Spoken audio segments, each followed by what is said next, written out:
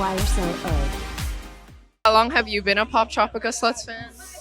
I started listening to them around like mid last year. I started like becoming a fan of them in 2023. But has anyone ever said you had a face for the radio? It was like all over my TikTok, and I was like in love with the song, and I listened to the whole album and fell in love. I actually started listening to them beginning of last year. I became a fan about like 2023, 2024. The first song I actually listened to was like Bittersweet Teeth, the original version, over like TikTok, and I was like, oh, like what's this? Like, what's this song? And I was like, taken back by it. So yeah, ever since then, I became a fan. What about you? I actually first listened to them at the end of 2022, but I didn't become a fan until 2024. Okay. Have you seen them live before? No, I haven't. Are you excited to see them for the first time? I'm really excited. Yes, one time before here, their last tour. No, I have not. It's my first time. Cool. Are you excited? Oh, I'm so stoked. I'm ready. I've seen it about like maybe 7-8 times. I usually also did like a listening party for them in their Discord. I've only saw them live one other time. What song are you most excited to hear? I know they're not gonna play it, but I want to hear Addiction Prescription. Never say never. You never know. I don't think they're gonna play it, but I won't say never. I really want to hear RSFB. That's probably my most repeated one on my playlist right now. I want to say My Time because it's a new song, but Super Bad is like the most iconic song right now, so probably Super Bad. I would say MTV. Who remembers MTV? If they do play it, but if not, then Skin Black Porcelain or Super Bad. Period. All right. Thank you guys so much. Hope to see you in there.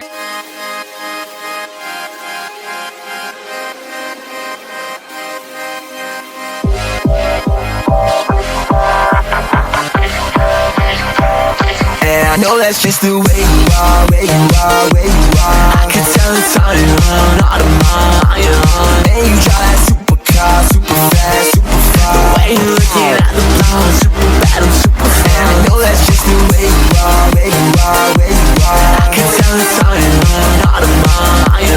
And you drive that supercar, super fast, super far. The way you're looking at the blonde, super bad, I'm super fun. This is YSO, and we are at the poptropicaslutz show at Market Hotel in Brooklyn. What's up, guys? Hey. Hey, it's good to be back. Hey. What's up? A lot has happened, even though it feels the same. The Knicks. How do y'all feel about that? I could see the emotion in your faces immediately. All right, I mean, I waited my entire life for this moment. Since a kid, the Knicks were trash. My name was Nick. I'm from New York. We were supposed to be good. Right. Like, it was promised to us, like we were supposed to be a good team. We play in the Garden. It's the best city in the world. We have all the money in the world. Somehow we fumbled. I lived through Carmelo Anthony, Amari Stoudemire, Raymond Felton, Lynn Sandy, Porzingis, J.R. Smith, Amon Shumpert, Derrick Rose. Every glimmer of hope, like D'Antoni, Mike Brown, every glimmer of hope that we had, I've lived through, and it's disappointed me time and time again. But Jalen Brunson, OG Anunoby, Josh Hart, Mikal Bridgers, Kat, they did it. And I mean, there's no better time to come back to New York and see like the people parading through the streets. Everyone's in a good mood. Everyone's like actually trying to talk to you and dap you up. Like there's a common thing that we can all be proud in, which is just sick.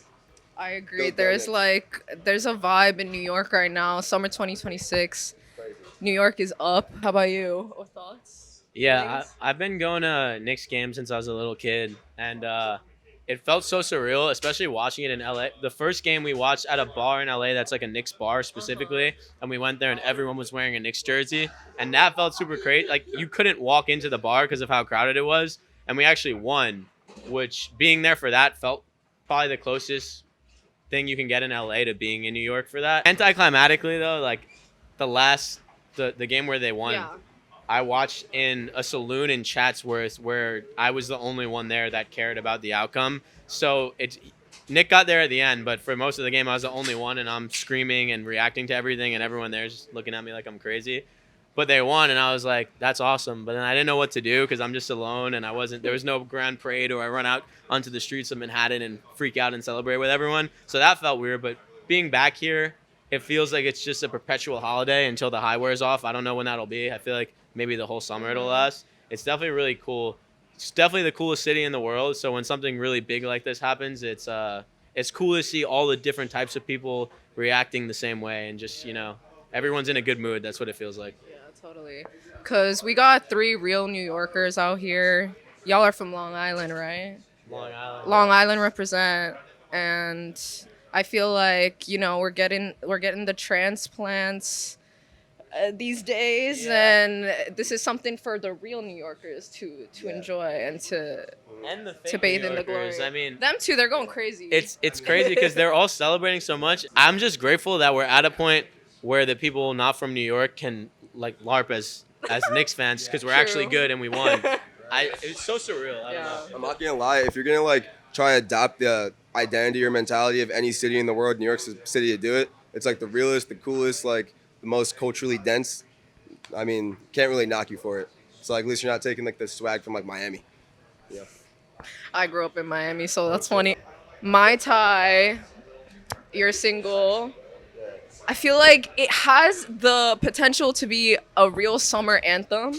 Like, what do we need to do to get it to be a summer anthem? What do you want to see like the fans like doing with this song? If you're right, it feels like the original bounce of the song was for the demo is called Song of the Summer. Nick made it the first demo last summer in like June.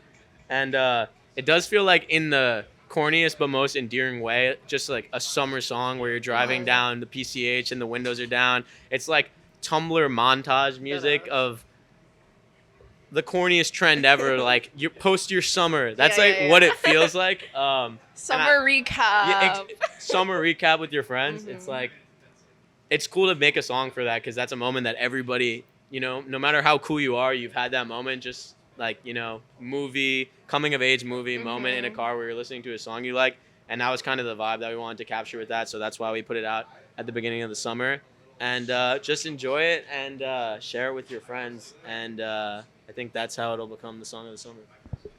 And how it becomes the song of the summer, I guess like the wheel of fate just turns and it does. But I'll drop this here first. There's a music video coming out that we shot 100% on Super 8 film. Our friend Ethan shot it. I did the treatment for it, and it's really interesting. I think it's gonna capture the vibe of the song perfectly in all of its intricacies. And like the cover art, there's a huge story about the cover art. We actually just made a blog. Our manager made us a blog. Shout out Will Mullen, Post-Capitalist Dump.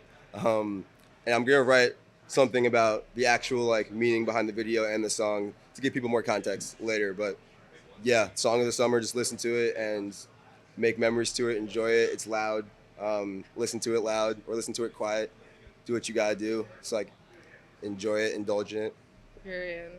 I'm gonna make a summer recap like with it for sure. There you go. So I'll be the trend starter for that. Y'all were also just on the radar.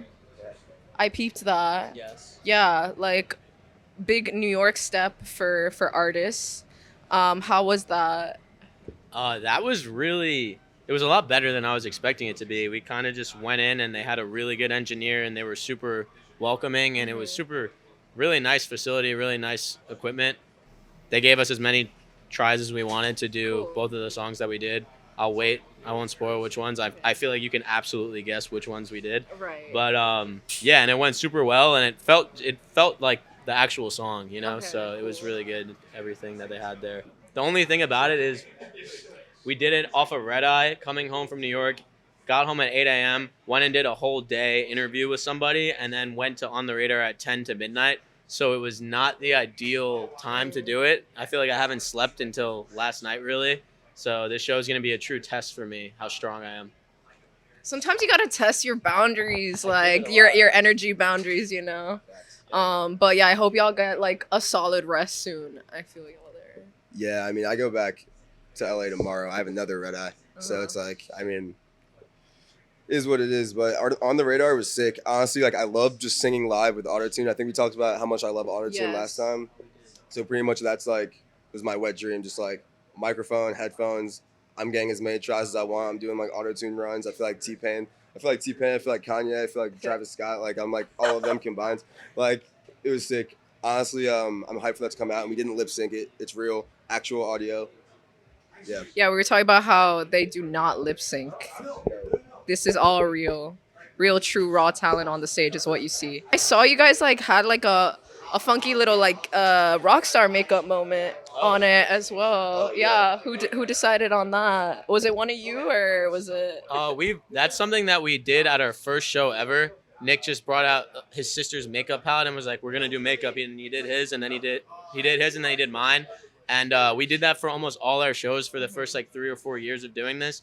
Kind of stopped doing it for a while for whatever reason, and we were like, we should bring this back now. This is the perfect time to bring this back. So that was kind of a little teaser, but you'll see it tonight for the show, and I think it's an identifying factor about poptropicaslutz that needs to stay forever, even though there was a hiatus. Cool. Yeah. Yeah, so like with the makeup, yeah, this came about like our first show ever. I was like, honestly, like I think it was a weird way to like curb stage fright.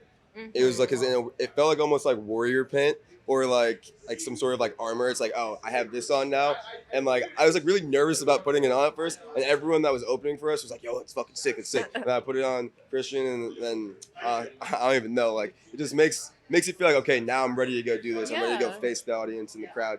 So yeah, it's war paint basically. It's classic rock star shit. Like It's also you gotta like, put some makeup on. Because also you want people to be able to dress up as you as like Halloween True. for Halloween. You know what I mean? So I did hear that if you can't be like a Halloween costume, your branding isn't good enough. So I feel that. Speaking of branding, the Morrow jacket, right? That we talked about. Look at that manifestation come completely to fruition. Please tell me about it. So this is the final sample. You guys saw the original sample that I was wearing in the first interview we did. Added this little embroidery detail of our crest for the brand, Spontaneous Living Unbound by Theory, with some Latin writing right there. I'll let you guys wait to figure out what that says and what it means. But these will be coming soon, and I can't wait to see everybody wearing them. Kind of the same way when we first did the makeup, we would start doing shows and everybody would show up trying to look like us with the makeup. Hopefully when we put these out, people flock to it and we could see, people lined up in a uniform of sorts. Hell yeah. That's awesome. We're here at like obviously a concert. You guys are gonna play. But I was interested if you guys have any interest in the future in hosting like intimate events with your fans, like meet and greets or like album signings or stuff like that. Is that something that you guys look forward to at some point? yeah, totally. I mean, on one of our tours, we did like a meet and greet. I'm pretty sure, right? Like on the Truth is in the Glitter tour, didn't we like meet a bunch of people like and like organize that before the show? Am I wrong? We've just done that on every tour. We've kind of just, we've spent a lot of hours pissing off venue security by staying like, 2 hours after our set just to meet every fan. But that's kind of how we like to do it is we like to have it built into, you're coming to see us. We'll talk to you after. Maybe you'll see us outside. In the future, I'm sure there will be a more official version of it. As far as just a meet and greet, I feel like always letting our fans meet us to the best of our ability, however much time we have to say what's up to people, is how we prefer to do it. But I do like the idea of maybe in the future an acoustic set for the songs that it makes sense for. Maybe, when we drop an album, maybe a pop-up That's at so a record Sleeping with store. Sirens of y'all. Exactly, and like the story so far, like there's all those bands that did like they went to Best Buy and did like or like a little local record store and did a pop-up. Yes. I really like the idea of that, but for now, you have a decent chance of meeting us if you come to one of our shows and you stay long enough to catch us walking out. So not to make it like now every show we do, there's gonna just be, everyone's just gonna bolt outside and wait with like a. I mean, like, well, if you come to the show, your chance of meeting us is probably like 75%. Like, you're good. But yeah, definitely in the future, acoustic shows, more stripped down shows, like not even just like acoustic More guitar, intimate like event. yeah, like, still the same vibe, but like auto tune, but maybe it's like keys and like guitar and like more live and more like real, to where you can like it's not like you're getting blasted with lights like I show that you're about to see, but something like that. You will get blasted with lights tonight. You'll be able to actually see us, Yeah. Okay, that's awesome. Is there anything coming up soon that y'all want to tease or y'all want to stay a little mysterious? We'll stay partially mysterious, but I think the year-long drought of us not putting out music is definitely coming to an end, and we want you guys to hear a lot of what we've been working on. And we've kind of been letting people discover Superbad, and that's been a big moment for us of new fans and stuff. But we have songs that are so much better that we've had for a minute, and I think it's time for them to come out. You'll hear one of them tonight that hasn't released yet, and I think that might be the next one. We're not positive yet, but we've been working on a lot of stuff, including the jacket and things outside of just the music too. So we'll have a lot to share soon. Period. Yeah, I mean, Mario Jacket, video, a lot more videos, because I feel like that's something that we never like focus super hard on, but like right now I'm super focused on videos. So expect a lot of videos and a lot of videos with replay value, songs, music, what a normal artist would do, I guess, but a lot of stuff. That's all I can say. A lot of stuff. Great. All right, thank you guys so much. This was Warzo O with Pop Tropica Sluts Part 2.